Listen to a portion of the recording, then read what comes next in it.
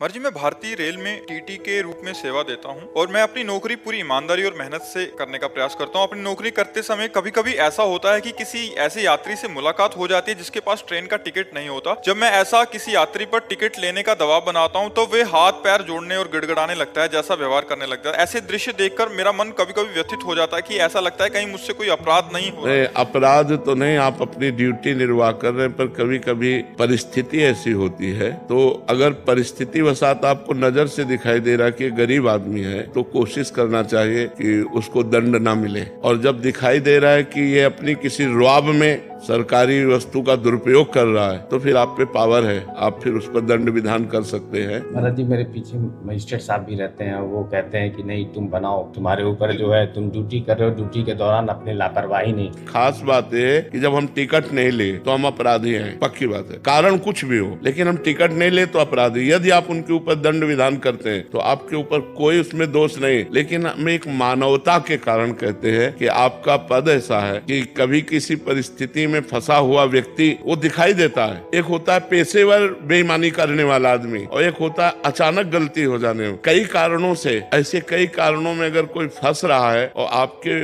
ऊपर ऑफिसर है, दबाव पड़ रहा है, तो आप अपनी जेब से लगा दीजिए कि 100 रुपया 500 रुपया मैं लगा देता हूँ, आगे से कभी चूक मत करना। तो मतलब इससे भगवान की कृपा प्राप्त होगी आपको।